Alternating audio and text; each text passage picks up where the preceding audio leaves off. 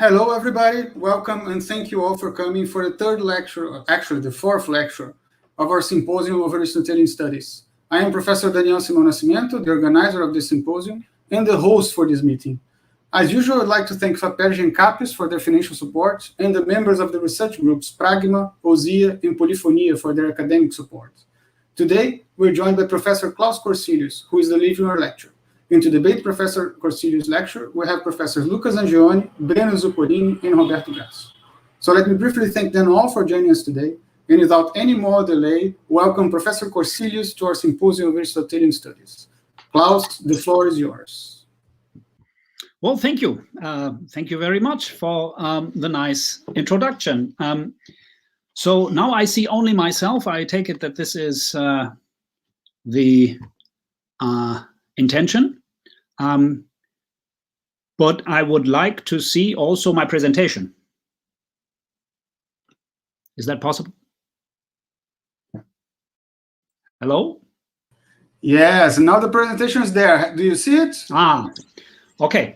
So there we go. I'd like to thank you for having me. I'm very honored and pleased to be able to present to this group. And it's just a great pity that I'm not able to be there in person, which I would really love to be able to. But who knows, some other time. Okay, so there is a pop-up showing in the presentation. Can you all hear me to start with?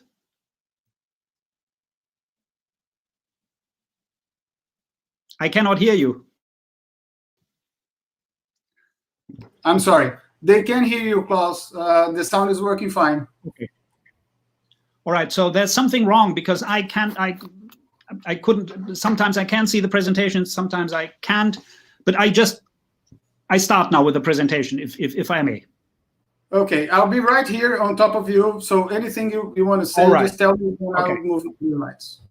Good. So this is a talk on Aristotle's so-called definition of sense perception in the Anima 2:12.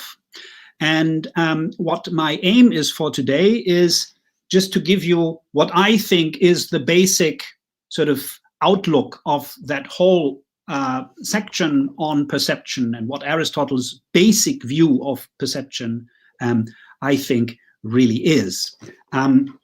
Now, most scholars agree that Aristotle's famous account of sense perception in the De Anima as the reception of the perceptual form without the matter somehow offers an answer to the question of what perception is. And I agree with that. So I think that Aristotle has a view to present and a non-trivial explanatory view of what it means to be perceiving. And this basic view I would like to present to you today. And I start with what I take to be the basic core ideas of Aristotle's theory of perception.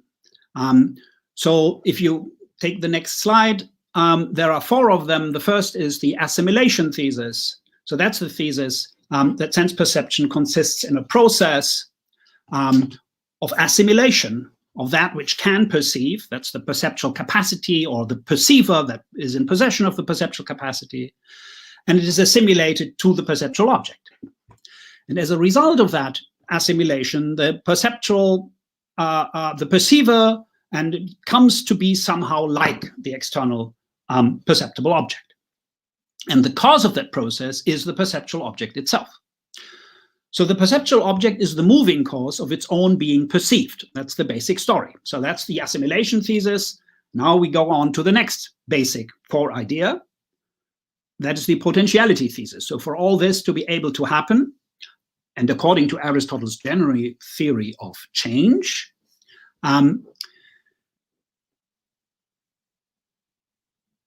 there is a further thesis operative, namely perceptual capacity previously to being affected and assimilated to the perceptual object is somehow like it, potentially like it. So that's the potentiality thesis for if it wasn't potentially like it, it couldn't be assimilated to it. Next one. So the next is the identity thesis. That's a thesis about the result of the process of perception. So according to Aristotle's general theory of change, the actuality of the perceptual object takes place in the perceiver. Just like all changes happen in the bearer of the passive relatum of change, and that which is capable of being changed. The actual sound, says Aristotle, the actual color, smell, etc., comes to be in the perceiver who is affected by it. And the result is that there is some kind of sameness or identity between the perceptual object and the actualized perceptual capacity. So the actual act of perception. So let's move on to the fourth core idea. That's the form without matter thesis. That, I take it, is a qualification of the identity thesis. So Aristotle is an identity theoretician. He thinks that cognition happens by way of some sort of assimilation, as we've seen, and the result is sameness. However, that sameness is not a sameness without qualification. It's a qualified identity. Aristotle says that the perceptual capacity comes to be like the perceptible object in form only. And he says, without the matter. So in the course of an episode of perception, the perceiver receives the form, not the matter, of the perceptual object. Okay, so I just threw at you these four basic core ideas that I take it no one disagree with. And let's see what this is. Now, in order to make progress here and to come up with some view of what Aristotle's theory of perception might be, we have to see how this whole story is supposed to work. And the crucial underlying thing here that keeps all these four core ideas of Aristotle's theory working is his conception of the object of perception. So the idea of the qualitative assimilation to the perceptual object by the perceptual object is the underlying core idea. So the perceptual object is somehow both. It's the cause of the process of assimilation and somehow the content of the resulting act of perception. So it's the cause of its own being perceived. Now, this makes the conception of the object of perception crucial. The question is, what is this conception? And if we go on to the next slide, then we'll see that people think that there is actually no question, at least as far as Aristotle is concerned, what the possible candidates for such objects of perception are, because we are all familiar with Aristotle's threefold taxonomy of perceptible objects in the 6th chapter of his De Anima, of the 2nd book of his De Anima. And there he says this: according to each sense, it's necessary to speak first about perceptible objects. Perceptible object is spoken of in 3 ways. In 2 cases, we say perceptible objects are perceived in their own right, per se, kathauto. In 1, coincidentally, katasymbe because. Of the first 2, one is exclusive to an individual sense, and the other common to them all. If you move on, please. So we have a threefold distinction. We have coincidental objects, and we have 2 per se objects. Those are perceptible objects in their own right. And they are either the special objects, ta idea, or they're common. The special objects are special because they are exclusive, specific to each sense modality. Sound for hearing, color for vision, etc. Okay, so that is the answer that everyone, pretty much everyone, takes to be Aristotle's considered answer to the question, what is the perceptual object? Okay, so this is what we get. And then people reconstruct the theory of Aristotle's theory of perception according to these 4 core ideas on the basis of some such conception of the perceptual object. Can you move on, please? However, if this really is Aristotle's view of what perceptual object is and how it is predicated, okay, so there are these are the 3 exhaustive possible ways in which we speak of perceptible objects. then quotidian three-dimensional objects, I call them 3D objects. So these are things like tables, humans, animals, mountains, and so on, these usual middle-sized, familiar objects, will not have an obvious place among this threefold distinction in the de anima 2.6. Okay, now given that de anima 2.6 perceptual objects in their own right are either modally specific, exclusive objects, or common objects that pertain to a plurality of sense modalities, it seems that quotidian 3D objects will not count as perceptibles in their own right. Now, the only slot left for 3D objects, then, these usual, quotidian objects that we're all familiar with, is to count them as coincidental objects of perception. If you move on, please. And this is basically what everyone thinks. Jonathan Barnes has a particularly clear account of this idea. So I quote, "When I, for example, see the sun of Diares, the proper object of my perception is a colored thing of such and such a shape. We see individuals accidentally. With individuals, he means 3D objects. Okay? That is to say, to see A is to see an F, where F is some sensible quality, which in fact is A. Okay? So this is an account of what 3D objects are, the ordinary objects of our, what we take to be our quotidian experience. They turn out to be coincidental objects of perception. We don't see them. We see colors, we hear sounds, and emphatically not the things whose sounds they are and whose colors they are. Now, in the last slide, I had all these names of famous scholars on Aristotle's theory of perception who all agree with that sort of view. But to be sure, if we move on to the next slide, then it must be pointed out, I think, that this is a strange result. I find it much more intuitive that we somehow see 3D things. So I don't think that this is a very attractive position to hold for someone who is considered to be a realist of external objects. So that kind of makes it complicated, I think. I don't think that's a desirable result. You might have different intuitions. So let's move on. But it's not only strange, philosophically speaking, from a realist point of view. It's also strange in Aristotelian terms. Because it puts his theory of perception at odds with his ontology of primary substances. Those are the 3D objects. Okay. From the perspective of his ontology of quotidian 3D objects, what are substance and accident, now, from the perspective of his theory of perception, are somehow exactly the opposite. So we are not in touch with substances, but with their features. And then we have to somehow concatenate in our minds what they are the features of. And this has been pointed out very clearly by Andreas Gräser in a paper who speaks of the inverse ontology and improper predication of perception with relation to proper predication and proper ontology in the categories, for example, and everywhere else in Aristotle's work, including in the De Anima. What is more, Aristotle says that coincidental objects of perception do not affect perceivers insofar as they are such.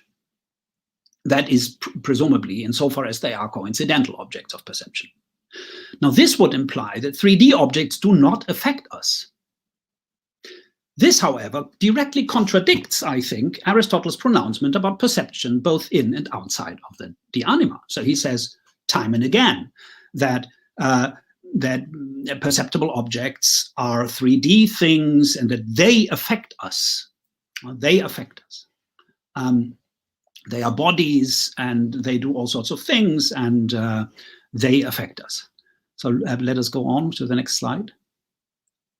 Now this then raises the difficulty how to reconcile the threefold taxonomy of the De Anima 2.6 that I just presented with the perception of 3D objects, because everyone agrees that we see and hear and perceive 3D objects. And then the question is how? How can this be? And so how do we flesh out Jonathan Barnes' account of we just having some F, and then we have to somehow put it together with some X, of which it is the F, some red color impression or whatever, which we then have to put together with whatever the red object, say a tomato, is. And one way of doing it is to think of the special objects as privileged objects. Special objects of perception, color for vision, and so on, are somehow basic building blocks according to that account. And we have to construe in a psychological, unconscious, subconscious process the objects of perception as they are familiar to us from our everyday experience. So the objects that are perceptible in virtue of themselves are perceptible in a chief sense, kurios. So there is the special objects are particularly apt for this kind of constructive idea of putting together special objects of perception so as to construe higher, more complicated, more complex, and more demanding objects of perception. Why? Well, because in them, it seems that content and cause, to some large extent, coincide. So they enjoy some degree of infallibility, which I'm not going into here. But so this lends itself towards thinking, oh yeah, so they are the basic building blocks. Let's tell a story of how we construe from those basic objects the more demanding objects. If you could go on to the next slide, please. Now, on that basis, the special object of perception may seem ideally suited as basic starting points for the explanation of more complex kinds of perceptual objects, including 3D objects. But how should this work? Does Aristotle think we perceive more complex perceptual objects by somehow putting together modally specific objects? Do certain arrangements and series and so on of basic modally specific objects somehow constitute more complex perceptual objects, which are composed of them? Now, this is indeed what many interpreters think and have thought in the past. As they felt compelled to accept the threefold distinction in the Anima 2.6 as Aristotle's general and exhaustive account of perceptible objects, they came to believe that other objects of perception, including 3D objects, are somehow the outcome of an extra effort of the faculty of perception over and above the basic perception of special objects. Next one. Now, this extra effort is sort of construed in different ways. Now, the standard way of referring to this is to say there's some kind of synthesis going on. So that's a traditional way of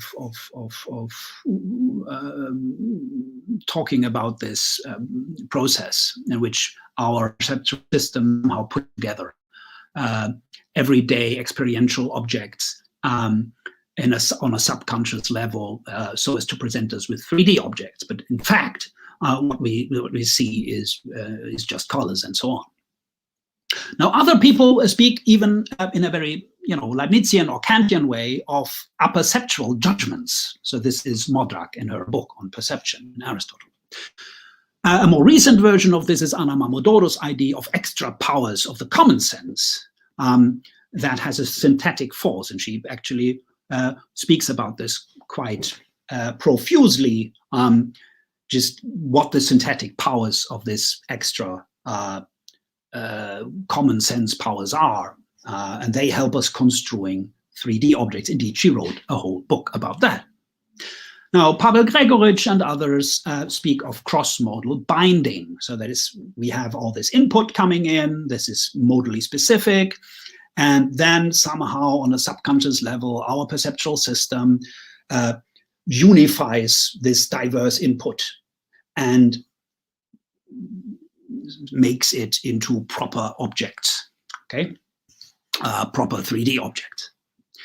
Now, that's all very fine, but of course, in telling some such story, or the interpreters, they commit themselves and Aristotle to a theoretical framework that attributes synthetic powers to the perceptual capacity. Now that framework, to be sure, is alien to Aristotle's theory. And it is reminiscent of the mentalist framework of the ways of ideas. Okay, so we have all this input, which is basically unordered, and then we have some sort of machinery, a mental machinery that brings this into a proper order by imposing some structure on it. Now that can be some categorical structure or whatever. It sounds very Kantian, okay? So we have a story here of the construction of 3D objects in the mind. And I call this the mentalist option. So to saddle Aristotle with some such view is to make his theory of perception a mentalist theory of perception. Why? Well, because the mind is a crucial ingredient in putting together diverse inputs such that it represents the world in a way that corresponds to the world. Next one, please. Now, the trouble with that is that Aristotle never mentions synthesis in the relevant sense, if I'm correct, in connection with perception. He does think, that is true, of nous, of the noetic capacity of the soul as a synthetic capacity, at least in some contexts. But I'm not aware of any bit of textual evidence that shows that Aristotle thought that the perception of 3D objects requires a synthesis, nor for the thesis that the perception of 3D objects requires perceptual capacities over and above the special senses in order to bestow unity on, or to somehow put together the diverse input from different senses. Now, the loci classici that normally people, quote or cite when they attribute Aristotle, when they attribute to Aristotle some such view, is the familiar places in the Anima 3.2 and the Sensu 7, where Aristotle, in fact, however, does not speak about synthesis at all, and the word synthesis does not occur. Rather, what Aristotle is talking about in those places is the possibility of a simultaneous affection by diverse modally specific input.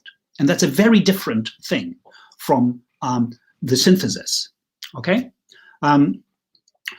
So I claim that there is no textual evidence. I claim that there's no shred of an evidence for the attributing the idea to Aristotle that the perception of 3D objects requires and involves a synthesis of diverse modally input so as to construe 3D objects which the mind otherwise wouldn't have at its disposal. Okay, let's move on. Now what I'm going to do now, so this was the destructive part of my talk. Now I want to move on and give you just basic idea of how I think it works. And I call this the non-mentalist option.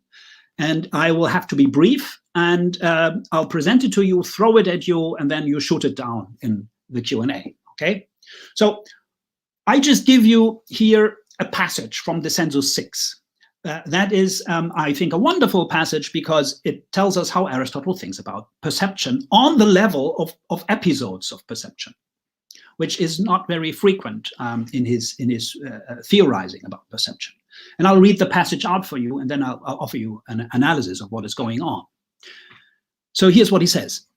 Some indeed raise a question, that's a puzzle, aporia, also on these very points. They declare it impossible that one person should hear or see or smell the same object as another person, urging the impossibility of several persons in different places hearing or smelling the same object. For the one same thing would thus be divided from itself. So that's the problem. How can me and Danielle see the same object? That's impossible because we are standing in different locations and so on and so forth. We will not see the same thing. Okay, so that's the puzzle. Here's Aristotle's answer. The answer is that in perceiving the object which first set up the motion, for example, a bell or frankincense or a fire. Now note that these are all 3D objects. All perceive an object numerically one and the same. While, of course, in the special object perceived, they perceive an object numerically different for each, though specifically the same for all.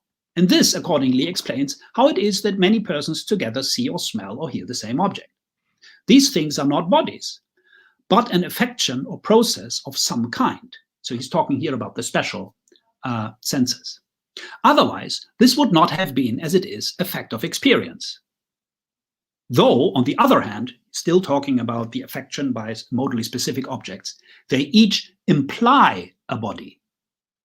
Okay? Now, let's move on to the next slide where I give you the analysis of what is being said here. So when two perceivers, A and B, hear the same 3D object, a body, a bell, so that's a thing, a 3D thing, then 5 things hold.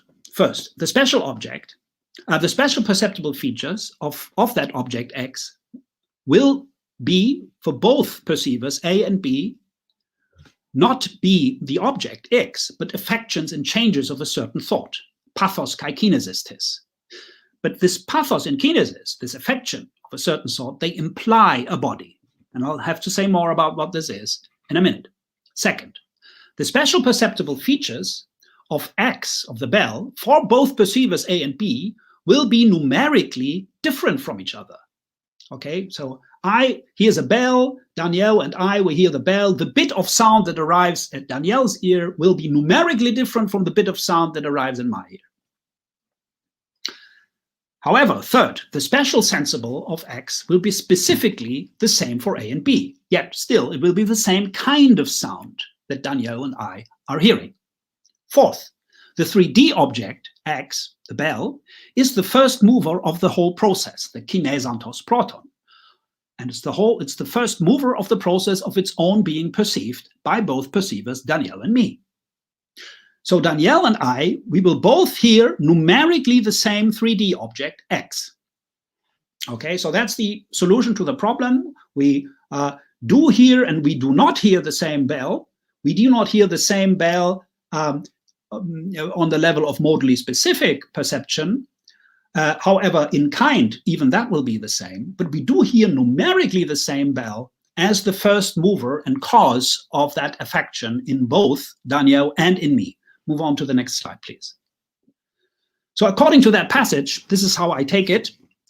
Perception is always of 3D objects. Each affection by a special sensible is not a perception of that special sensible in isolation from the 3D object of which the special sensible is a quality, but of it as a 3D object or as of a 3D object. And that's what I mean by this as is something that I will explain further down. There is no need of a synthesis of diverse modally specific input in order to perceive 3D objects. Nor can 3D objects only be perceived coincidentally. Perceivers perceive 3D objects holistically, even when they engage causally with them via one sense modality only.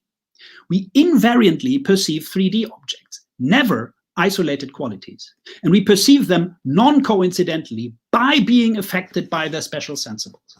And I leave out here demanding aesthetic experiences, which are a matter for debate. For example, if you think that there is sound, there are sequences of sound which have no relation whatsoever to any object, then this is a debatable thing. Immanuel Kant built a whole theory about that. So one of the aesthetic pleasures in that kind of thing is that you start reflecting, or what could that object be? But I leave this aside. I'm just talking about the ordinary cases, and I take it that if there is something like an objectless perception of something, then that's a highly demanding intellectual sort of application of our perceptual capacities, which I will leave out. Let's move on. So now I have given you an account of how I think it happens. Basically, we always, unfailingly, when we hear something, we hear something, and not just a sound. We hear something sounding. Okay, that's my claim. Now that is compatible with saying that we don't know what this thing is. The point is that we hear something, then we eo ipso are aware of something outside of us that we think or we assume is the source of that. Well, the problem now here is, how does that square with the threefold taxonomy of the anima 2.6? Because that has always been understood as an exhaustive account. And it seems that it didn't reflect what I was just saying in analyzing the Dissenso 6 passage. But here I think that this has just been a misunderstanding of the passage. I think that this passage is not even attempting at giving us an exhaustive division of possible objects of perception without qualification, but it is only giving us a qualified taxonomy of objects of perception. And I'll point this out by just highlighting what I take to be the qualification. So I quote again, but we must speak, this is how Aristotle introduces that taxonomy, we must speak for each sense modality, kat hekastein eistesin, about their correlative perceptible objects first. And then we have the threefold distinction. So this I take to be clearly a restriction on the scope of that threefold taxonomy.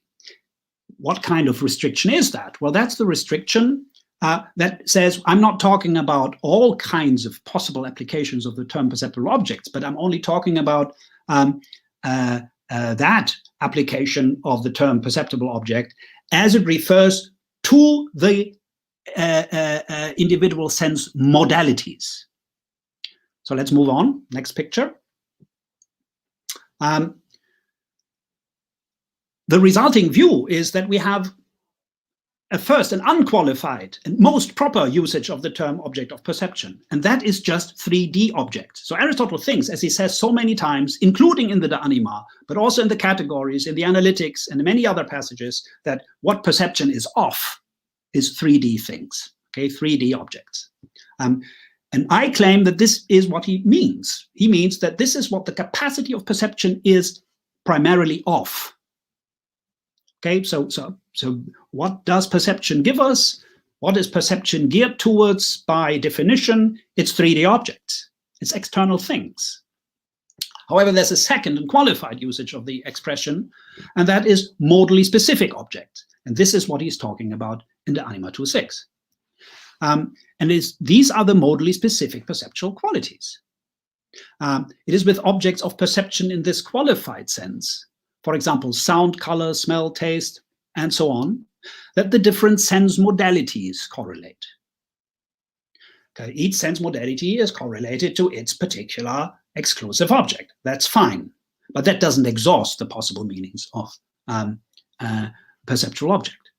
Now, the sense modalities are of these, by definition, modally specific perceptual qualities, plus the features that they share in common, the common perceptibles and the coincidental perceptibles, which may include, but are not exclusive to 3D objects. So if you could go on to the next slide, please.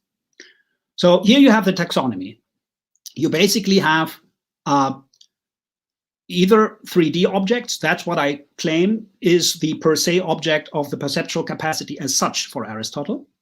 And then you have the modally specific objects. Now, the distinction between common objects and coincidental objects, that is a sub-distinction of the modally specific objects.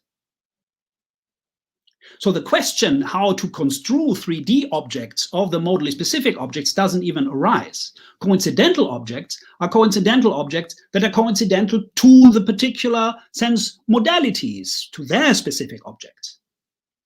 Okay, so that's my claim. It's a very simple distinction.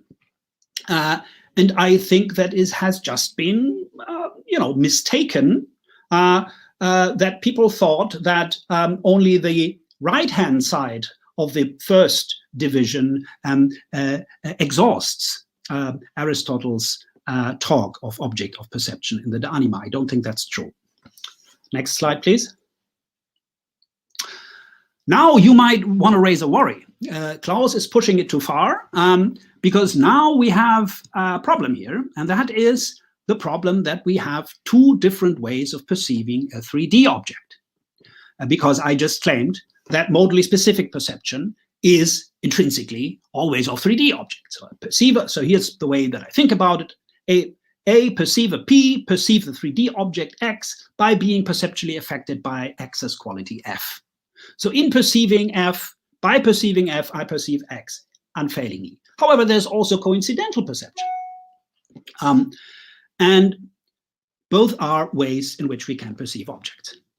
However, I don't think that that's a problem.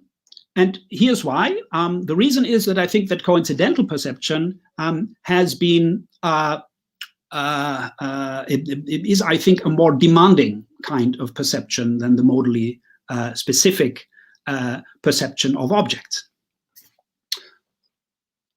So a perceiver P in coincidental perception perceives an object X, that's a 3D thing, by being perceptually affected by X's F. So far, this is modally specific perception.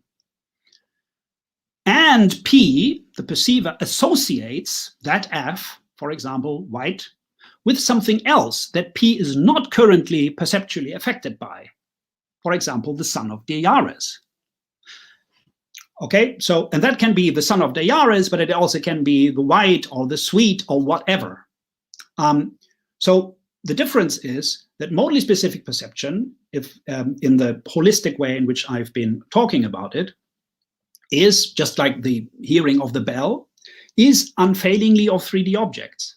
However, those 3D objects are not necessarily identified with something. It's just an inbuilt feature of modally specific perception and of all perception that it is of things. Coincidental perception, however, is a much more demanding kind of perception because that involves an identification or an association with something else. So two things are being concatenated together in the mind of the perceiver. It's some kind of association. If you could go on to the next slide, please. So in modally specific perception, P, the perceiver, does not perceive F as a quality of X, I think. Since that would, so there's no seeing as. Since that would require the perceiver to have some determinate idea of what X might be, or a corresponding phantasma, or some mental representation, which she in one way or the other associates with that quality. Okay. Sorry, there, I think there's. Sorry, just forget about the next sentence. Let me move on. So I'm still talking about modally specific perception here. So if the perceiver perceives X via X's F, so we are being affected by the bell via the sound of the bell, then the perceiver is aware of something F-ish, something sounding. But that doesn't imply that the perceiver has a conception in her mind of what this X is. There's something F-ish, okay? There is no act of synthesis, and there is the notions of X and F are not separate in the mind of the perceiver in modally specific perception, okay? So per se perception is the direct and unreflective reception of X by way of its quality F, independently of whether X is identified by P or not. Now, coincidental perception, by contrast, is the concatenation of two separate items in the mind of the perceiver, either as an identification, as a qualification, a looser association, perceiving as, etc., and so on. So perception in the unqualified sense is primarily of 3D objects. Let's move on to the next slide, please. So let me conclude so far. So if this is correct, then we, as all perceivers, invariantly perceive 3D objects. We perceive them by perceiving the modally specific qualities. The capacity of perception is of 3D objects in the way that I've been indicating. The individual senses, however, are of their modally specific objects. Now, important additional premise, the individual senses are not operationally autonomous. Aristotle insists in many places that we cannot operate just with, our eyes or something like that, without the perceptual system as a whole. So you need a centralized perceptual system of which the modally specific apparatus is a part. So the individual senses cannot operate in isolation from the perceptual system as a whole. I call this that they are not operationally autonomous. So it follows that I think that each modally specific perception is of 3D objects. Okay, so we perceive 3D objects by being affected by their modally specific features. However, in such a way that there is no necessity of bringing together a plurality of diverse modally specific inputs so as to construe in the mind, in the mentalist way, some complicated mental representation of the object. No, far from it. We are directly perceptually related to outside objects by being affected by their qualities. Okay, so that is, I think, the basic picture. And if I still have a little time, I'd like to go on with the second part. So now, in the second part, I'd like to say a bit about how I think the perceptual process works on that basis. And basically, what I will try to do is I will give you a picture of how Aristotle thinks about change, quite generally, and then I ask in a very simplistic fashion, what is different in the case of perception? And if all goes well, I will be able to state a basic hypothesis about what Aristotle thinks a perception is in chapter 12 of the second book of the De Anima.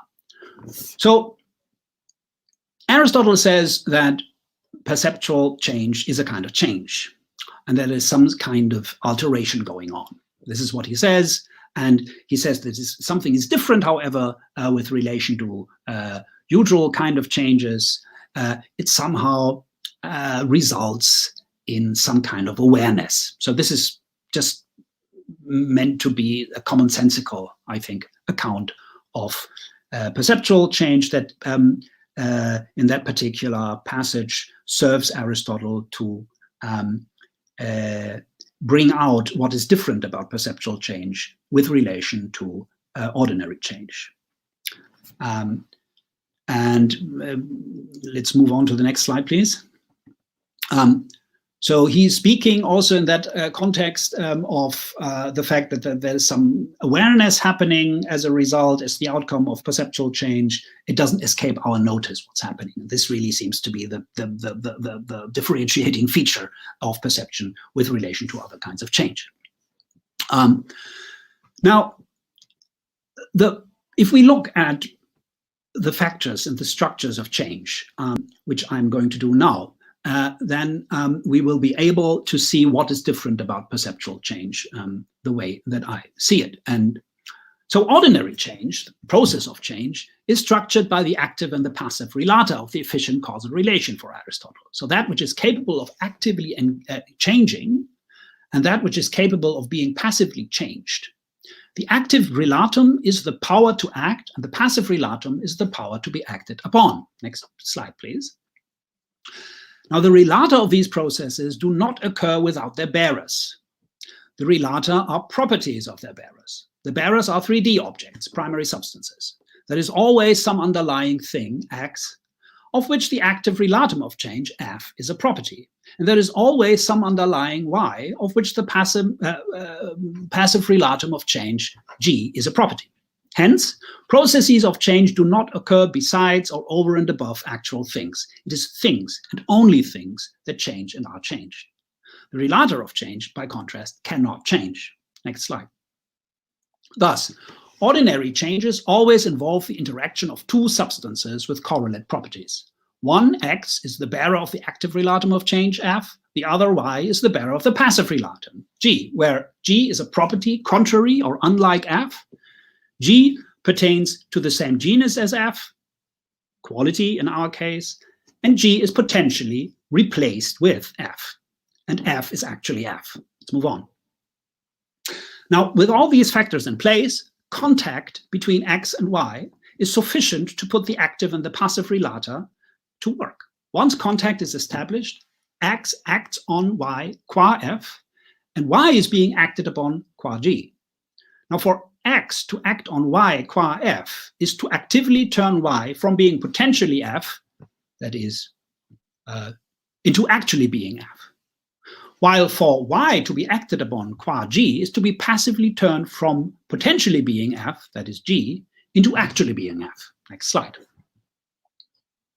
Thus, process change may be described as an assimilation of properties in things. X assimilates Y in respect of F. From the perspective of the passive relatum, it may also be described as property exchange. In being assimilated to X in respect of F, Y not only becomes F, but thereby also loses the property of being G. Now, it is important to note that the active and the passive relata of process change are both actualized in the bearer of the passive relatum of change, that we have already seen in the beginning with the identity claim.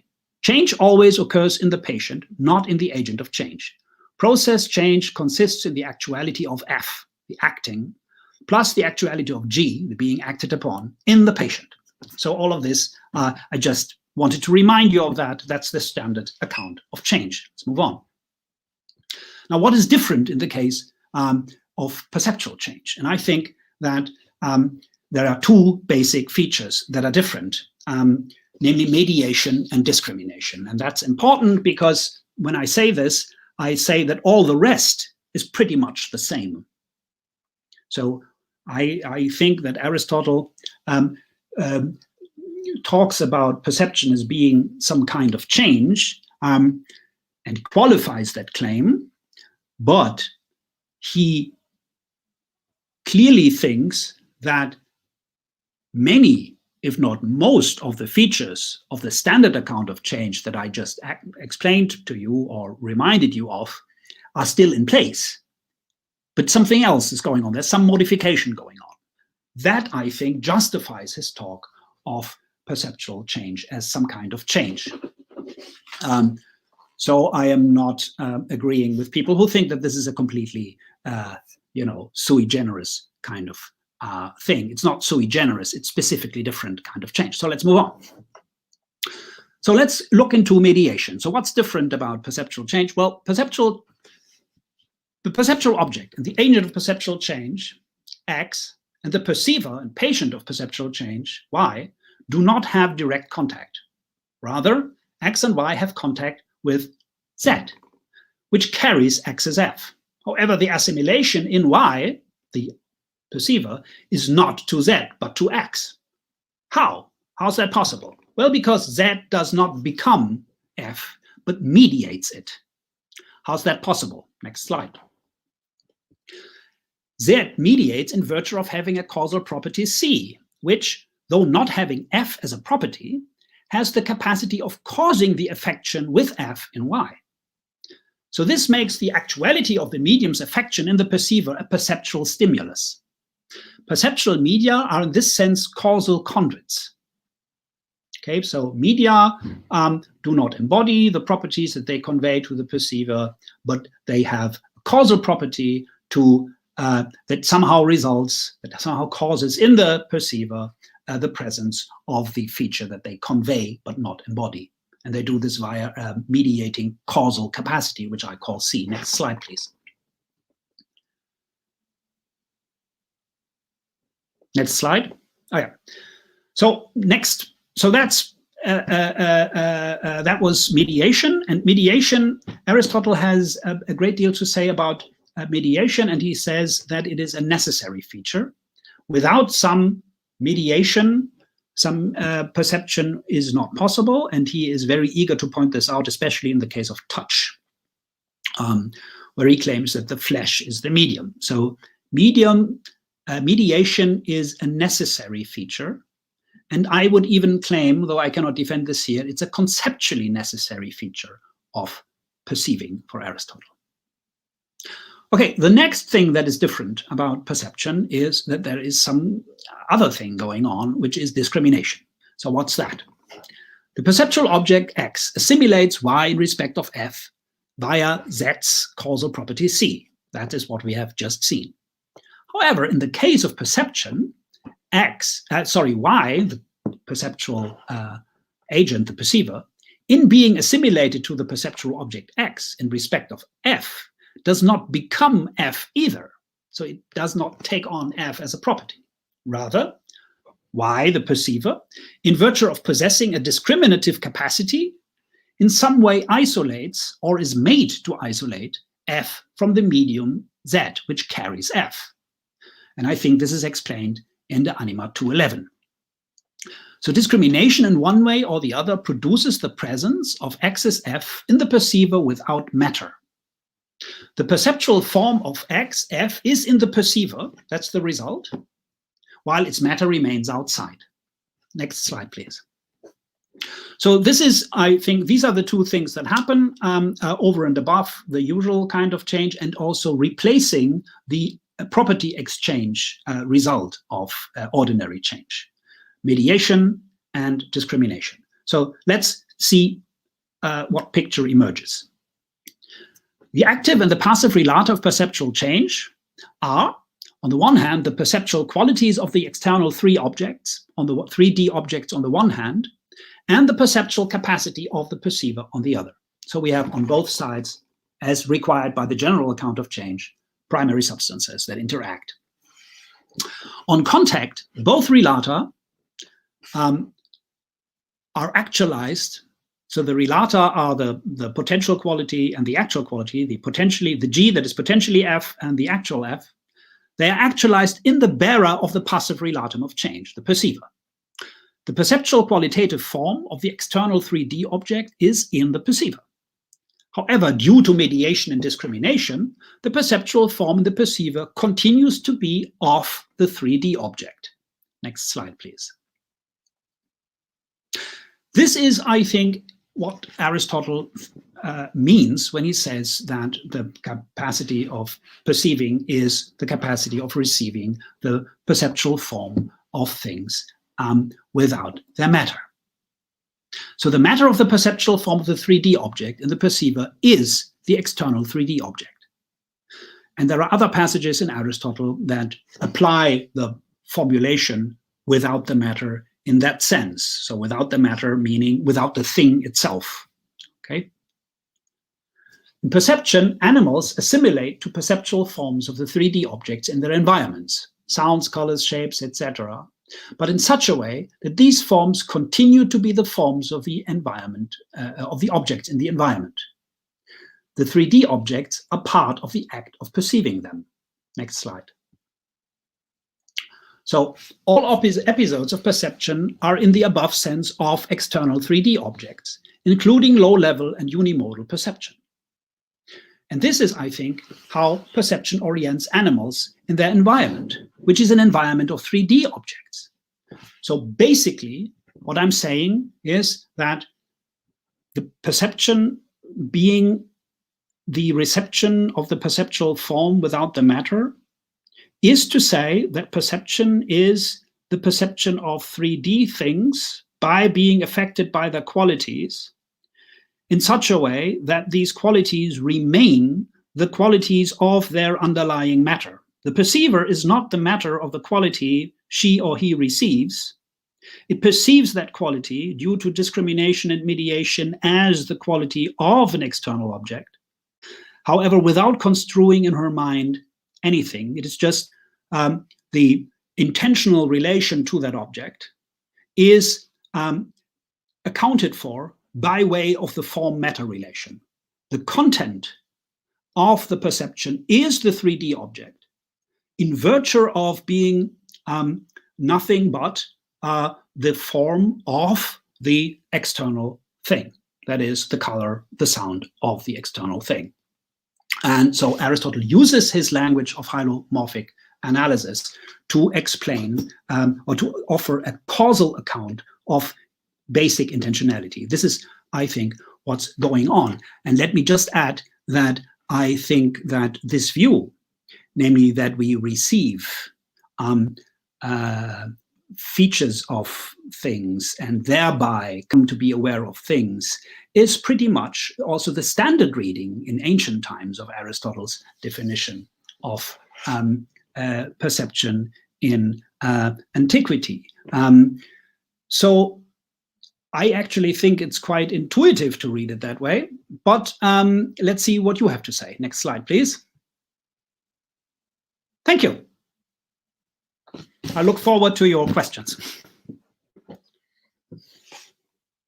Okay, let's get everybody on the stream now. Here we are.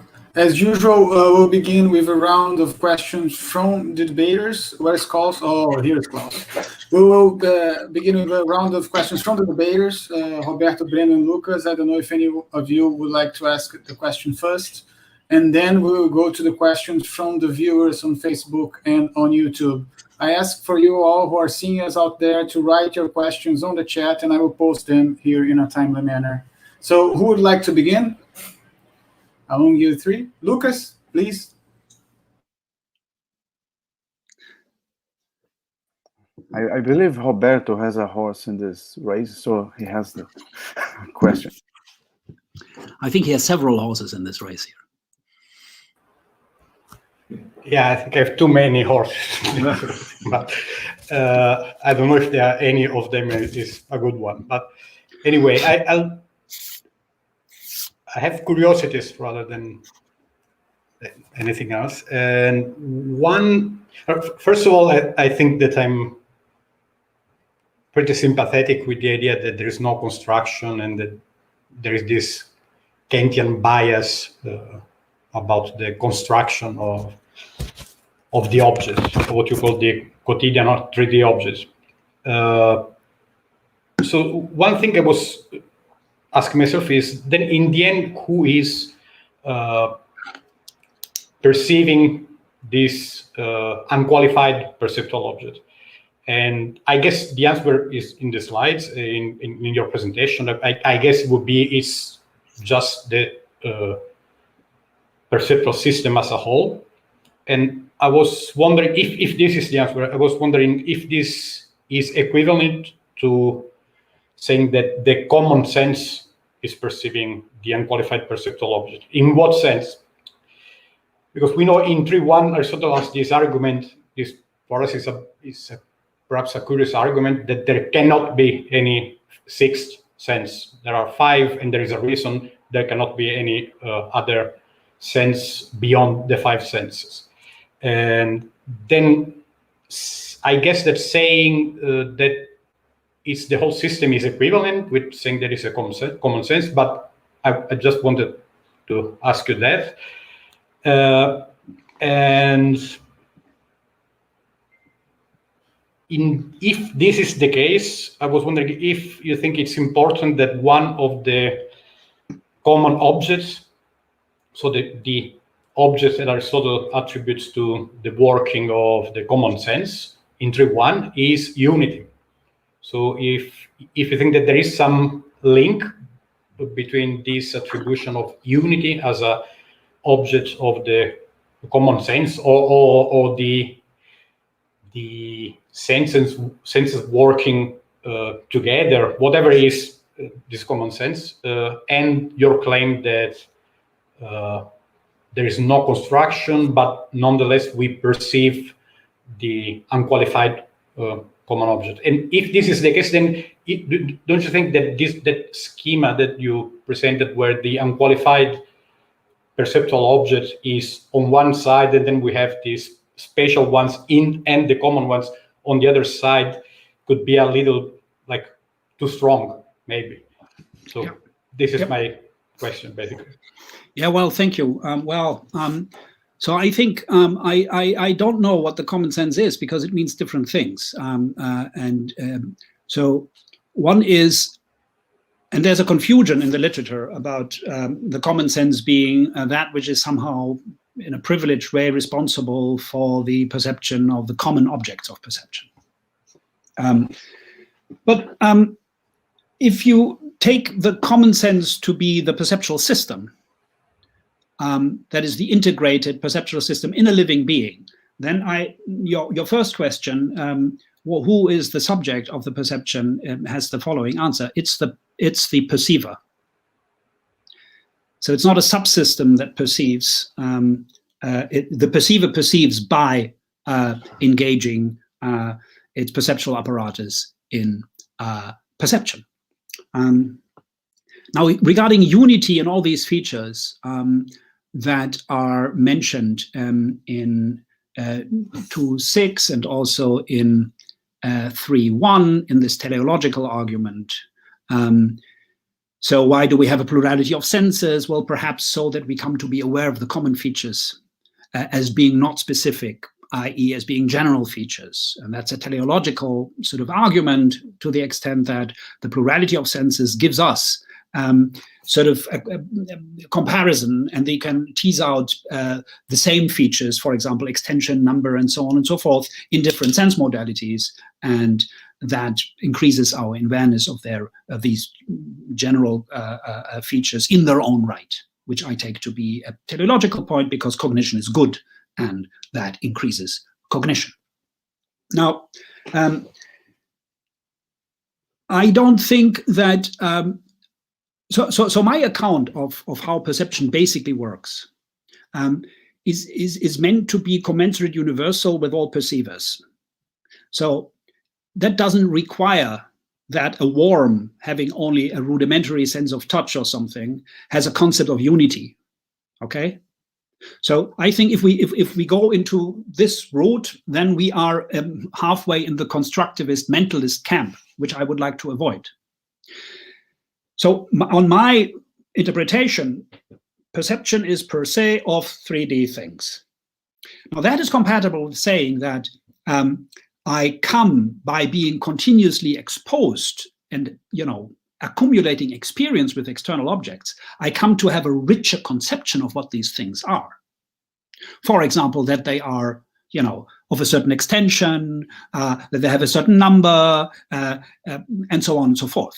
Now, that is all not part of the basic account of perception. That is an enriched conception of what I perceive.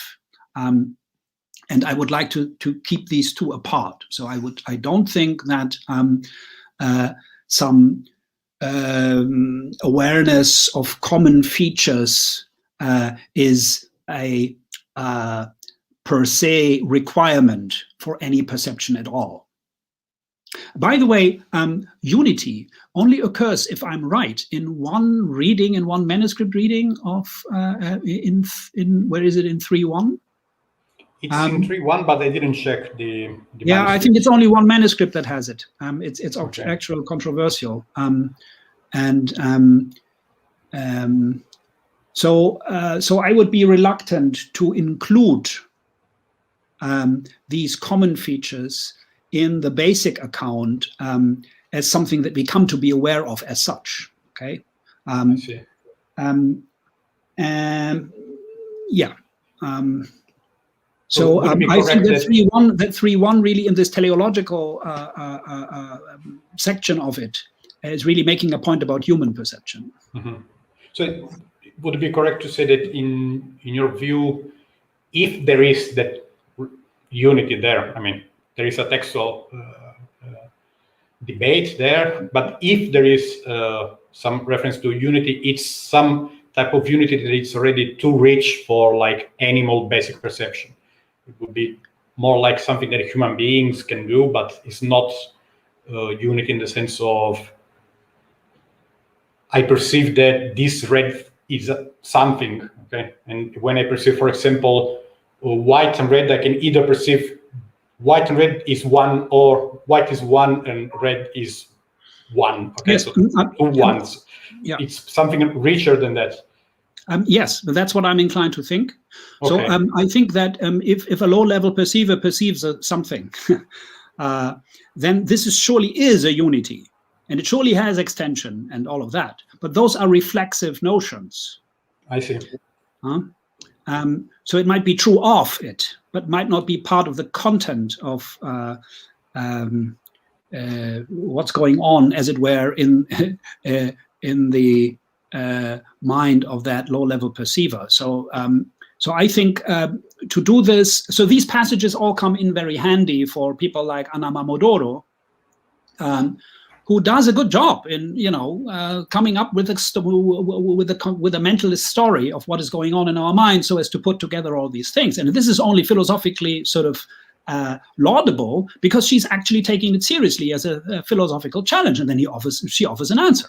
So she's facing a philosophical problem in the interpretation of Aristotle. So that and these passages lend themselves very well towards that sort of thing. However, they still lack enough richness so as to give us a full story. You would have to add things. Now, my argument is that there is no such construction going on in the first place. Yet, however, we can have a conscious and rich conception of objects that is saturated or informed by our experiences. And then all these general and common and accidental conceptions, they feed into our accounts. But so my experience, if I'm a zoologist and I go through a forest, I will see very different things from what I would see if I wasn't a zoologist. And I still see all of these things in some kind of way. And I think Aristotle is the kind of guy who knows this and who emphasizes that. But when I talk about perception on a commensurate universal level, I have to be as simple as possible. I see. Yeah, I think this answered already another curiosity that I had, that was about whether we need to perceive these unqualified objects under some description. I guess that the answer is no, or at least we can. But if we are talking about perception as a basic faculty that any animal possesses, is not necessary, I guess. But correct me. No, exactly. You are anticipating my answer, and maybe that's so. But my point is that even in the very low-level cases, there is some relatedness to things that is conveyed by the very basic act of perception. Hylomorphic analysis, Aristotle uses whether this is hylomorphic analysis is a good question, but and I don't have a good answer to this, but Aristotle employs the language of form and matter to put it to the service of the explanation of intentionality, if I'm correct, a basic intentionality. I see. Thank you.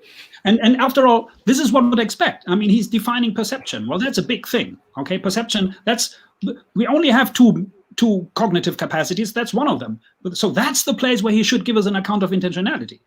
Now, if we go with Victor Kasten's view and Richard Sorabji's view, then this is not even an explanation of perception. It's just about some requirement of perception. And that I cannot believe.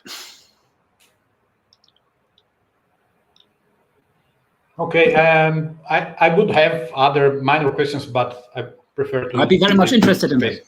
Also, in the written version, I quote you. Okay. I hope not too negatively, but thank you.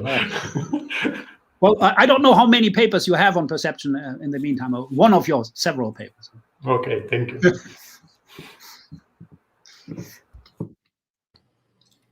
So now we have Lucas' questions. Okay, thank you, Klaus, and thank you, Daniel, for organizing this. Well, I have just a remark and then something that can be more of a question. So the remark is about Posterior Analytics 131.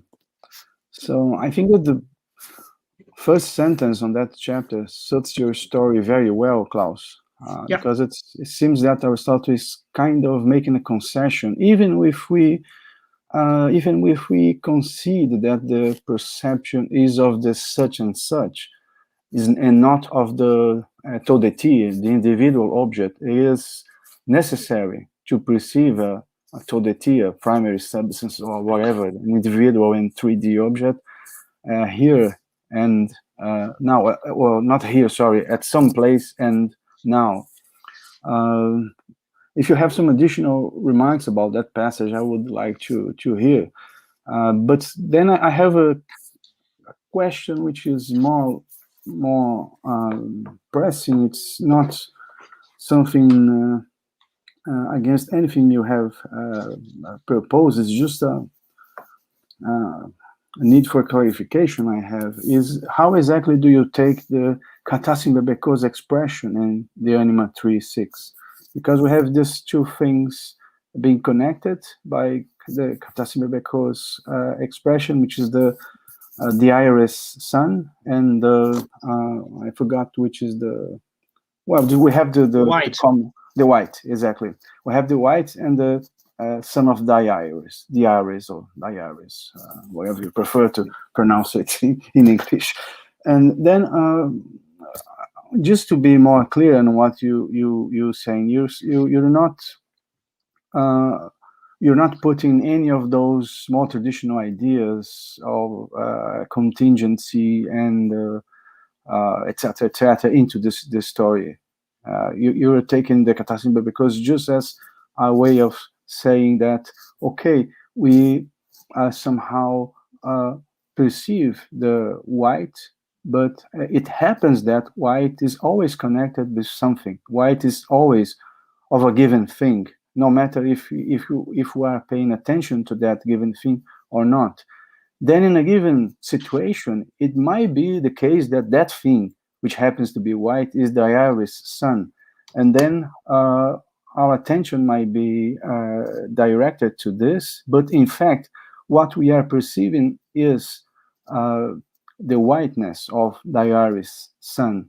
And what is, let's just say, a non-important fact connected with this perception is that that whiteness belongs to the iris sun. Is that pretty much how you take this story? That is exactly how I want to understand it. Okay. Maybe I would slightly, very, very slightly describe it in a different way. I mean, whether it's important or not that this white happens to be. Actually, so basically what I'm saying is that I perceive something white means I perceive a white thing. Now, I might have no conception whatsoever what this white thing is, but I could, so, just, you hear something, then you go, what was that sound?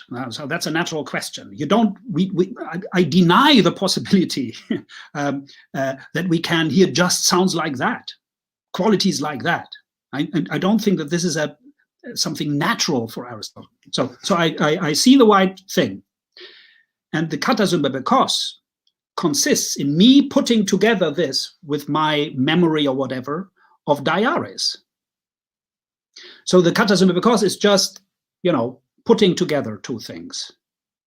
I do currently not see diaris. I identify the white thing with diaris. And that's what makes it katasumba because. Aristotle says that the katasumba because objects are such that we are, during our katasumba because perception of them, are not affected by them, qua being katasumba because.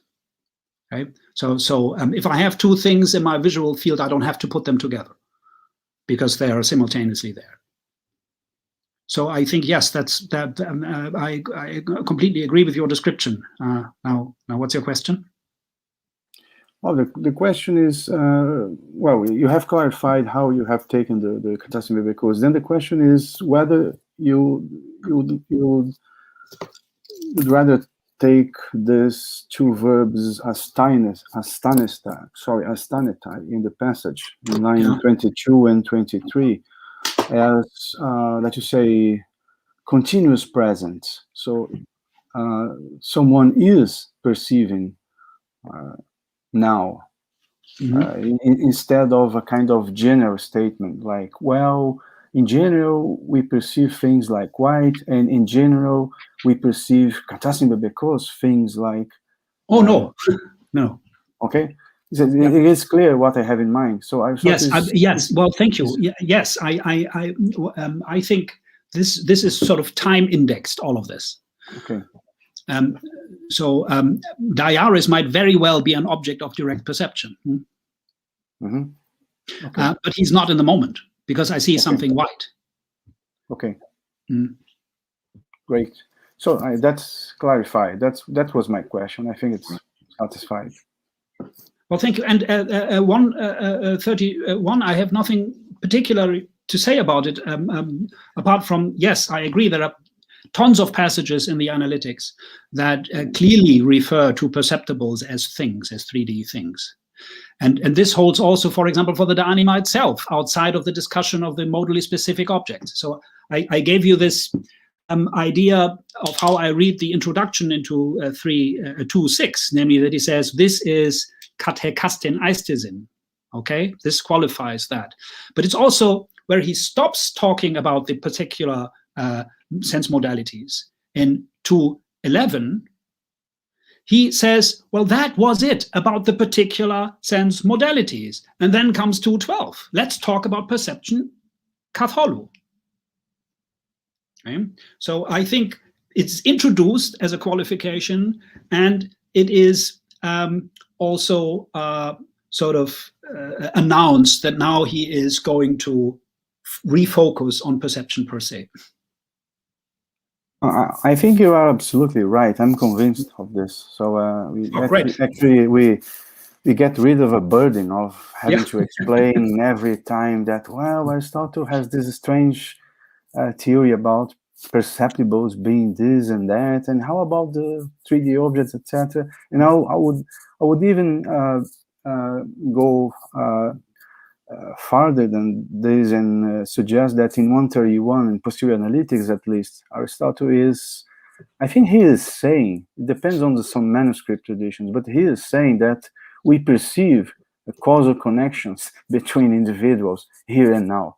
The point he is making is not that we don't perceive causal connections at all. He is saying that we perceive causal connections, but between objects given here and now, we don't have the perception of the universality of this causal connection, but we perceive the earth being interposed or screening the sun, etc., etc. That we perceive, and we perceive that there is a shadow in the moon because the earth is in that position. What we don't have in the perception is the universality of the causal connection, but we even perceive the causal connection in the present and individual level, so to speak. Well, that's very interesting. And may I ask a little question to you, because I find this very interesting? A tiny question. So what do you take the hammer to be when we perceive then the eclipse or something like this? And hammer, we understand the cause. I forgot where he says this pretty early on in the posterior analytics. So that would be, according to you then, the move to the universal. I think the hammer is in the second chapter of the second book. It's not. It's the different text. I take the hammer as ranging over our knowledge of the that and the knowledge of the why. We perceive that the earth is in the middle, and we perceive that the because. So because the earth is there, we have the shadow. So both of these are perceptions, or it's one perception. So. Yeah, okay. I think they are. Yeah. Well, that's controversial, but I think yes, it is, and it's quite fascinating. Thank you.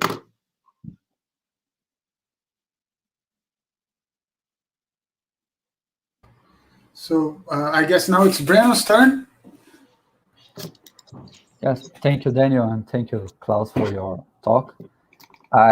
Contrary to Roberto, I don't have any horse in this race, but I will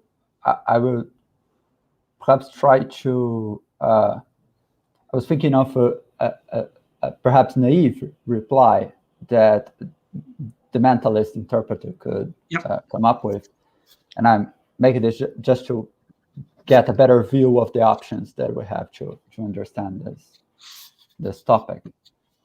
And it seems that one of the crucial parts of your argument against the mentalist interpretation is that there is no textual evidence supporting the view that the perceptual faculty is able to make a sort of synthesis that they require perception to do, right?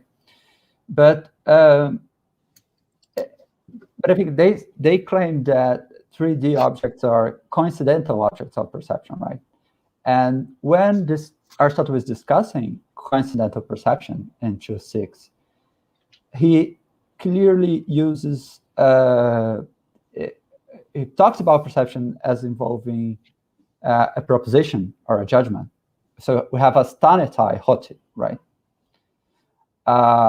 So we could take coincidental perception as at least presupposing judgment, and therefore as either perceptual or propositional perception, or so not object perception, but propositional perception, or at least as presupposing propositional perception, or at least presupposing a sort of proposition or judgment. Yeah. And if this is so, of course, the proposition is the object of perception, but that doesn't mean that the noetic faculty is completely absent from this cognitive process, because I can perceive two people playing chess, but I can also perceive that they are playing chess. And in order to perceive that they are playing chess, I need the relevant concepts, and therefore I need the noetic faculty working on and coming up with the concepts in order to for me to produce this sort of propositional perception. So I would like to see how you would react to that reply, because they could argue that, well,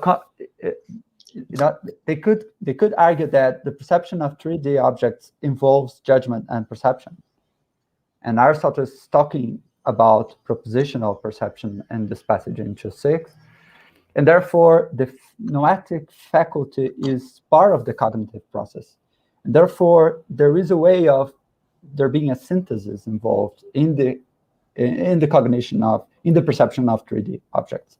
So that's I just would like to see how we would reject this potential way out. That I'm not convinced that this is possible, but well, I just was thinking. There are some. I mean, there are quite a few interpreters who think of Aristotle's conception of perception as being propositional, and this is how they understand the logos when Aristotle speaks about logos in the definition of perception. And if that's the case, then it's trivial that we have some sort of concatenation of a plurality of factors. And if we have some sort of judgmental idea of perception, then I think you can go a rather long way in going precisely about explaining it as you suggested, as you canvassed. Now, the point why I would reject this on Aristotle's behalf, and I'm not rejecting that Aristotle thinks that we see, for example, causal connections in the way that Lucas was suggesting. I find this pretty attractive, and certainly we see that certain facts obtain, and we see causal connections. We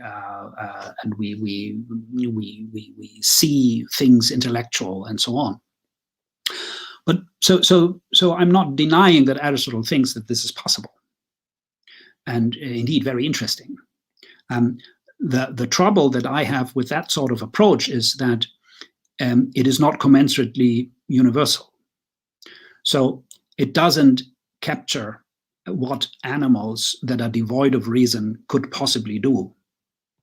So I think it's very important for biology or the science of living things that we come up with definitions that get the extension right. And so basically, so this is what I call minimum accounts. It's basically commensurate universal accounts. So if this is going to be matching all the occurrences of perception, then it better be broad enough. Now, animals that are devoid of reason don't have judgment, and they don't have that capacity, and it's very likely that Aristotle thinks about the basic case of perception as being object-related. Object-related, and not propositional. So that is the general problem that I have with that. Well, can I just make a clarification? Yeah. So my objection was not like presupposing that all perception is judgmental or propositional, Yeah. but rather that when Aristotle discusses coincidental perception in Nietzsche 6, he describes the object of this perception as a proposition, as aistenetai hote, toleo con, etc. So we perceive that the white thing is the son of Jairus. I'm not saying that this is the, I mean, I don't have a Ross on this race. I'm not sure that this is the best reading, but I see. The minimum assumption would be that at least coincidental perception would have, would be proposition, or at least presuppose proposition. And therefore, noesis is a part of the cognitive process. And so there is a possibility of the subject making a sort of synthesis in order to grasp the object as it is. Okay, now, okay, so I wonder whether this is an alternative view, because, I mean, I said that I offered an account of coincidental perception as an identificatory kind of thing. Now, that can be intellectual. I actually think that Aristotle thinks that higher animals are capable of associating one thing with another thing. That, you know, one perception stirs up other stored impressions, and this then leads to a certain chain or whatever. And they might even put things together in their mind. So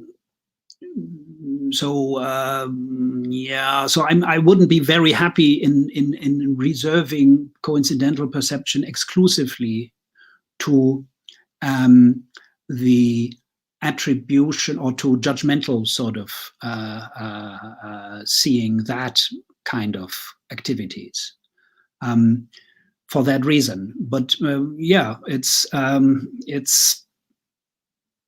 not particularly clear. So yeah, I don't know. I mean, yeah, my issue with the commensurate universal explanations is that I think that Aristotle is so serious about it that we should always try to read everything that he says in his zoology and in his De Anima in such a way that it can be given the most universally applying account. And if we would reserve coincidental perception to, as some people have suggested in the past, to the identification of some percept with some concept, like this is a substance such and such, then we would not have an account for the associative mental behavior of brute animals, which I think Aristotle believes in. And the lion is capable of anticipating certain things, of associating this with that. And that does seem to somehow involve some kind of bringing things together. He never, however, speaks of the capacity of perception as a synthetic capacity. So it's not that he thinks of it as a big bag where you have all this information and then we put it together in some kind of way. It rather seems to be that he's trying to reduce as much as he can to the affection side of things. And so that it just so happens in the animal that these things are put together. But there is no synthesis, no mentalist act of synthesis. This is the way that I would like to understand it.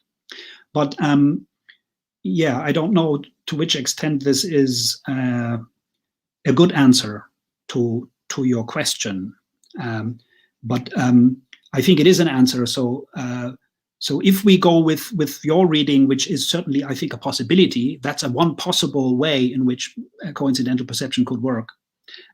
It's not the broadest possible way in which it could work, because we can also associate the sweet with a white, and that is something that every rat can do, and that seems to be coincidental perception. Lucas, I think Lucas has a follow-up on this, right? May I? Okay. Well, it's just that I think Breno's question was assuming that the roti in line 22 is a that, yes, a that clause. Well, that might be possible, but I think it is a because, and I think your explanation, Klaus, also has taken it as a because, or have I taken you wrongly?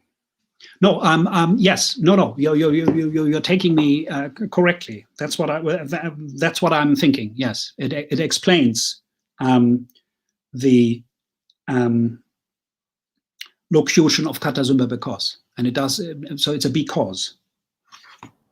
No, I was not referring to the hoti in the text. I was referring to the general formula. I stanetai hoti, right? So yes, that's so. And Aristotle speaks. Yeah, I mean that's right. To the general fact that Aristotle recognized propositional perception, and that it seems that the object of the perception here is the proposition. So that's what I was assuming from the text. And it seems that the hoti is like explaining. I think reading the text, I think I would agree with that. But anyway, it sounds as if the object is proposition. Although I that's not how I read the text. I was just thinking of that possibility as a way out to the mentalist interpretation. Although again, I'm not fully convinced that this is the best reading of the passage. So I mean, there are other passages in which Aristotle is perfectly happy to say "aistanetai hoti," whatever, "erythros esti" or something. So he's not very strict about his, the way that he expresses this, and it's not clear that already from his wording what it is that he has in mind. But actually, I looked it up many years ago. So I think there is only one passage where Aristotle actually is sort of clearly committing to the conception that there is something as a perceiving as, which is not a hoti, but aistanestai hos, in the way in which it is taken to usually by modern philosophers. And it's a very specific sense, and it occurs only once.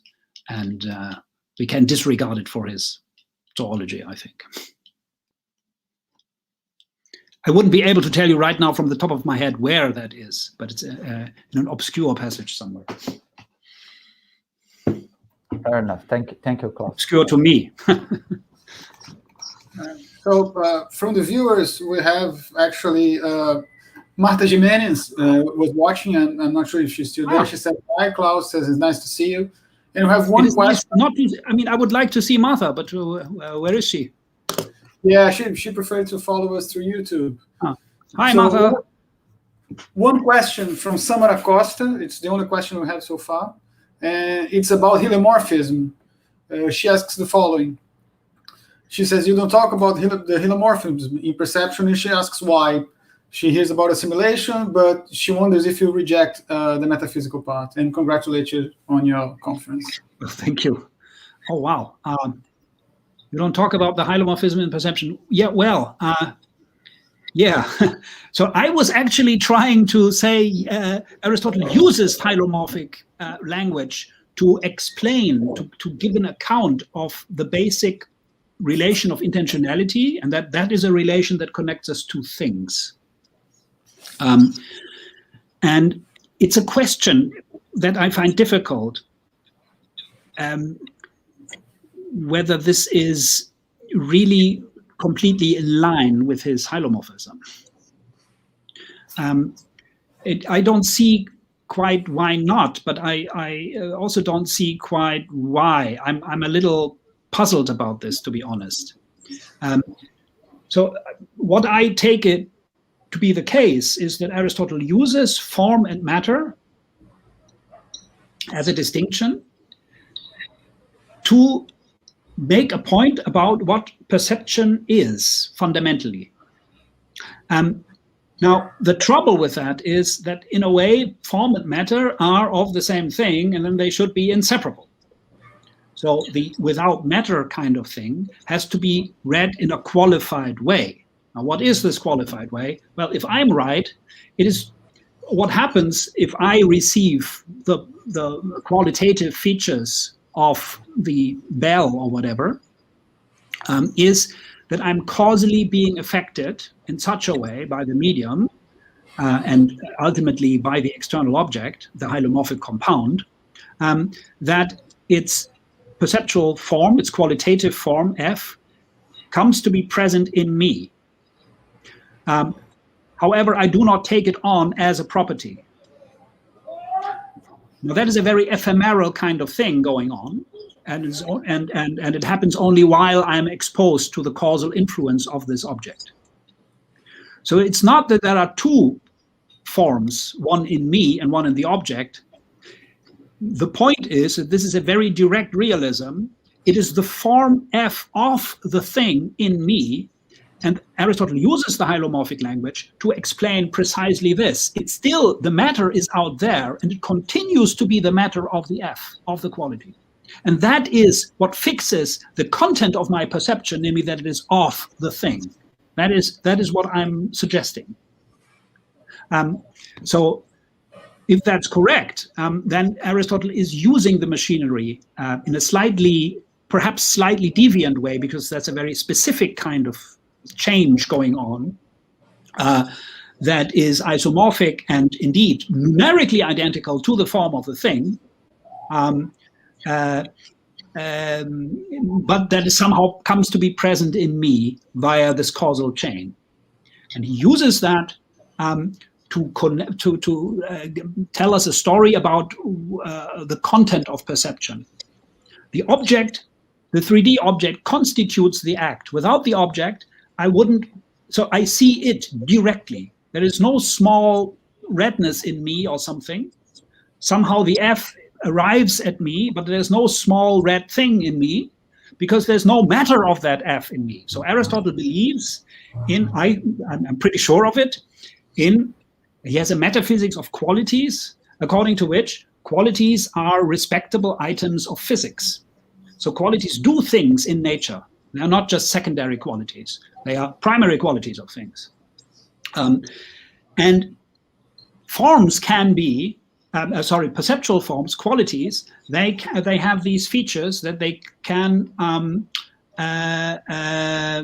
be instantiated without, in such a way, if I'm correct, they can be instantiated in such a way that they come to be present in me via the causal affection of the thing, while their matter remains the outside object. And indeed, their matter is the outside object.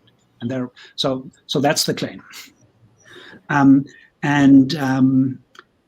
That is really relying on the form-matter distinction for the account of intentionality. It is, I mean, I didn't give you the full story, which I spell out elsewhere, that about what happens in discrimination. So I think that Aristotle has an account of discrimination, and I don't know whether Roberto agrees with me. He has an account of discrimination according to which discrimination is something that somehow accounts for the presence of qualities in perceivers. So if you have his metaphysics of qualities, you can do that. Now, a color, for example, can be just a color without being in me. It doesn't have to have a surface in me. It's a border case of Aristotle's physics, but I think it's perfectly all right with his general physical assumptions. There can be a quality F in me, which is a pure quality without matter in me. And that is what discrimination gives me. But there can be no qualities without underlying matter. There can be no colors without surfaces. There is a surface, and that's the external thing. So that's the idea. Okay, we have no more questions from the viewers, but I think Roberto said that he had a few more questions, Roberto? Yeah, I'm sure. Yeah, I have, and so it's more like, again, to understand better. So authoritarian philosophers, then they like to ask, have I been unclear? So what is it that you didn't understand? No, in my case, it's more, I don't think it's on your part, it's more on my part that I'm not being... No, I'm joking anyway. But in any case, it's about like the being without matter, okay, of these forms. Yeah. So if you say that there is some role to be made in the stage of intermediation, let's say, mediation in the external layer, for example, in the case of color. Yeah. So I was just, as a matter of clarification, I was wondering if for you it's correct or wrong to say that the medium, for example, receives forms without matter. Or in other terms, do you think that receiving perceptible forms without the matter is a necessary and sufficient condition for perception, or is just a condition, a necessary but not sufficient condition for perception? Good question. That's a very good question. So I think that I think that this is not sufficient, but it would be sufficient if you say according to the proportion. So if it's the reception of the perceptual form without the matter according to the proportion. These four statements, and I think they are four statements, they are a full account of what is going on in perception, basically. Why? Well, so you receive the form without the matter. That means that you receive the quality without the thing. Now, what does that mean? Because you can take it on perhaps in other ways. You receive it according to the proportion, which I take to be that you receive it as a quality, just as a proportion of extreme values on qualitative scales, in the way that I just said. That's a possibility for Aristotle's physics. There are pure colors, as they were. They are colors on surfaces, but they can be in me as a causal effect of the affection by the external object, because this is what visible objects do. They shine, as it were, so that we can see them. Now, the according of the proportion gives us that. Okay, now, is this something that other things can do? For example, media. And I'm saying media receive not F, the perceptual quality as such. The way that I unpack the notion of mediation is the kind of thing that a body does that has the capacity of being affected by the perceptual object in such a way as to not take on F as a property, but to take on a different property, C, a causal property, C, which has the power to affect, once it has contact with me, to cause me to discriminate F. So it's not, on that account, it's not a question whether media perceive. They don't. I see. So I'm aware of this. Obviously, I'm aware of what Victor says about perception, and that 212 is only giving us a necessary but not a sufficient story of perception, that basically any change is the reception of the form without the matter. So if I come close to the fire, I'll be hot, but I am not fire because of that. That would be very bad. So that's a reception of the form without the matter. And that's what he basically thinks is going on in 212 as well. And I think that is, I completely disagree with that, because I think that we have to add according to the proportion. And without the matter is not something that Aristotle says with respect to ordinary change. And indeed, when he talks about reception, I mean, he's not talking about affection, he's talking about reception in that instance. And he's never talking about reception, dechestai, when it comes to ordinary change. And I looked it up. I mean, all the occurrences of without the matter in the relevant writings are just mean that you have something of X without X. And this can be in perception, and this can be in other mental states as well. But the point is, you have the F of the X without the X. Now, if it's perception, the point is that the X is still there, and this makes the perceptual relation what it is. You see things as they are, because you receive X without the matter, but the X is there. X is a constituent part of that relation. It's me and the X, the object. Now, that's one way of talking about reception without the matter. Perception is the kind of reception of the form without the matter in which the matter is the thing out there, and it is present, it is there, it is causally affecting you during that occurrence. Now, in Fantasia, for example, as Aristotle says, it's also without the matter, but the matter is not currently present, and this makes Fantasia different from, or phantasmata different from perception. It's also without the matter, but the matter is not currently present. And this is circumscribed sometimes, quite often by Aristotle, as that ab el tontos to pragmatos or something. So even when the things have disappeared, the phantasmata, they continue to, hang out in the body. And I just take this to be a general semantics of without the matter in such contexts, namely that it gives you something of the external object without the external object. Okay, so so it's in perception. It is qualifying the identity claim. If I see a stone, I am not a stone, even though, but I am the same with the stone, but in a certain restricted mode, namely qualitatively. So by receiving and so on and so forth. Yeah. So I guess it's very important that there is that specification of according to the logos, and I guess that in your view is in some way is referring back to 211 and the discrimination thing, right? And yeah, okay. Yes.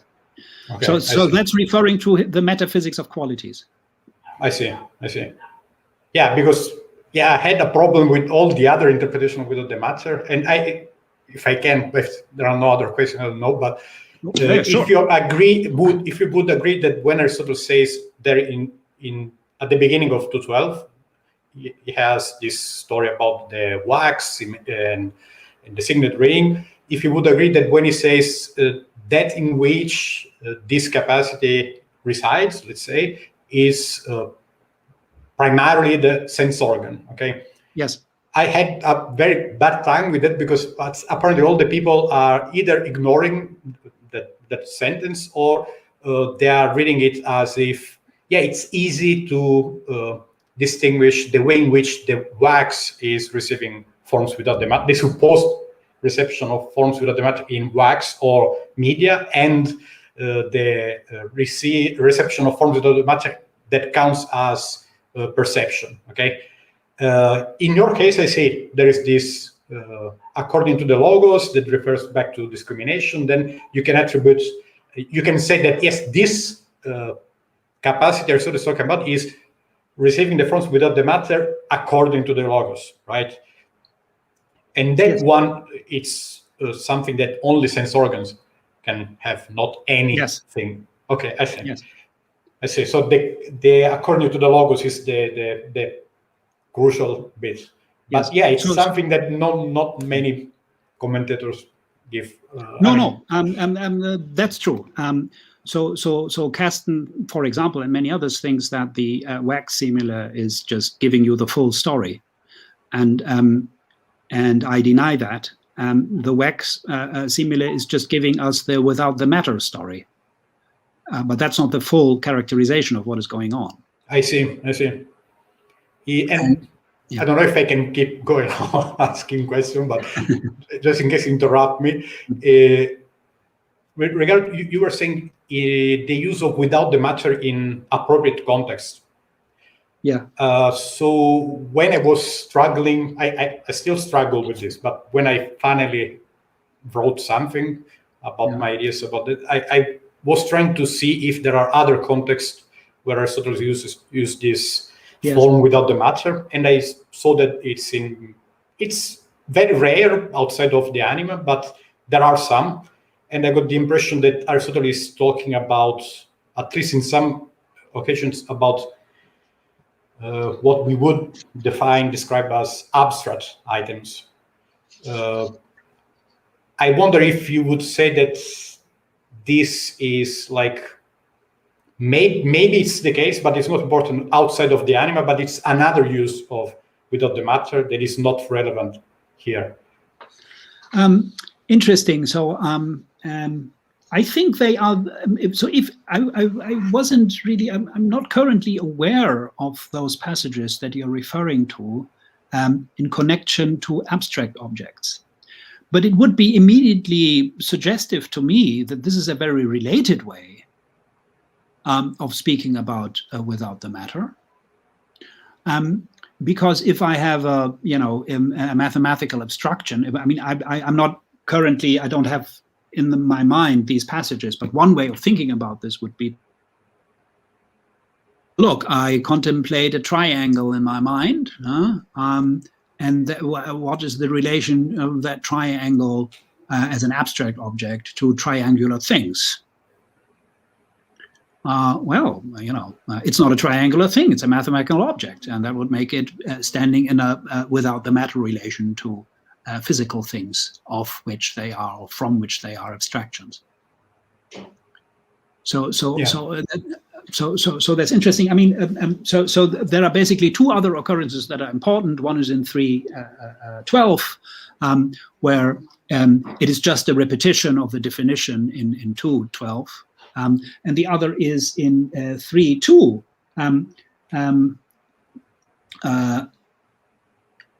where he says that the sense organ is in each case that which is capable of receiving the perceptual object without the matter. And then there's also another passage, which I cannot, it's in 3:8. Phantasmata are like percepts, aistemata, except that they are without the matter. Yeah. And so that's all I need for my interpretation. I see. Well, I think I can stop here because it's a long, possible topic of conversation. But thank you. Well, I'm very happy to send you the paper if you're interested. I am. Because I have written it down, and that gives you the full story, and then you can tear it down. Well, no, I would learn from it first. But it would be great to receive it. Thank you. I would be interested too in reading the. So I sent it to you, Daniel, and you pass it on. Okay. Okay. I will. So just one tiny thing. So this is a paper that I've already written, and that is going to appear in a companion on Aristotle's De Anima, which is edited by why can't I think of his Caleb Coho. Don't know whether you know him. And I don't know when it will appear. So it's a while ago that I wrote it. And I've corrected it continuously, and I hope that I'll get a chance to correct it even more. I found it, basically, I think of it as I want to establish the intuitive view about perception and get rid of all this baggage. So that is my intention. I want to exorcise the mentalist disease from people. Okay, so that's my mission. Now, I have to say I feel weird about that because I was very comfortable with my Kantian reading of the perception as everything is organized. I'm sure a few of my students are here and they will probably corral me in class and say, so everything you taught us has been wrong from the beginning, huh? Oh my God. Yeah. So I would very much like if you could send me the article. So no, I'm very happy to. And I found that if I'm right, and this is the intuitive thing for somebody who is a realist like Aristotle about things as primary objects and as perceptible objects, it turns out it's not that easy to formulate all of this. because it has been over-studied. You know, there are too many papers about it, and people have like their scholastic sort of views about this. And if I'm correct, then I'm hopefully offering an intuitive account. But yeah, I don't know whether the world is going to receive it as such. But that's my hope.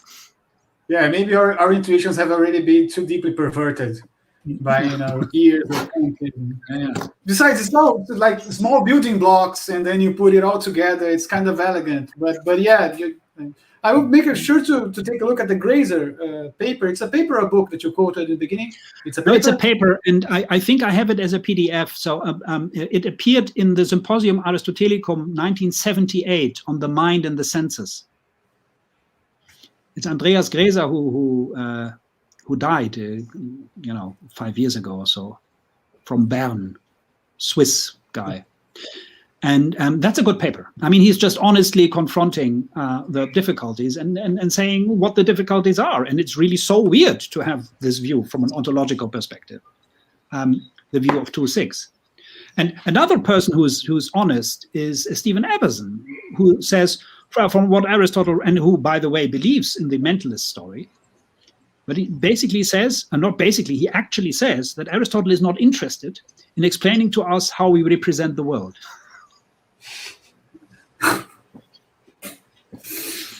Yeah, that makes sense. But that follows from the mentalist account, because he doesn't give it to us. Well, if none of you have any further questions, we'll let Klaus go now. He's all the way from Germany there. It's like 9 o'clock now. It's kind of late too. Yeah, it's kind of 9, that's right. Yeah, right, 9:04. Anyway, Klaus, thank you very much for your presentation. Always very nice to hear you talk. We wish you could have been here with us. We wish you all could have been here so with do us. I. Eu tô com muita saudade do Brasil. Eu quero ir para o Brasil o mais cedo possível, mas as circunstâncias não deixam. Não deixam. Nós estamos com muita saudade de você também. So, thank you very much, Klaus. Bye, everybody. See you next time for Lucas Conferences. He's the next. You could all send him an email and bug him for the title. I have already written to him. He doesn't reply. Oh, what are you going to talk about? That's a good question. You should save that question for his presentation. I probably will talk about how Aristotle handles some terminology to express argumentative success and something like that. So it's something related to aletheia, pseudes, and other terms which can be misleading in the orthodox way of understanding them. But I would like to remark, Daniel, if you allow me, that my presentation will happen on a Tuesday, right? It is an exception, or? Oh, that's very well thought of by you. That's on the 11th of May. So yeah, I think that's a Tuesday actually, not a Wednesday. But I'll make sure to remark that in the email that I will send to everybody. Okay, yeah, do send an email around. I'll be fine with the Wednesday too, but just remarking. Okay.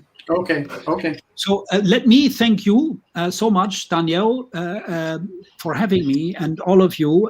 It's great to see you again, and we will definitely need to meet in person. Yes. And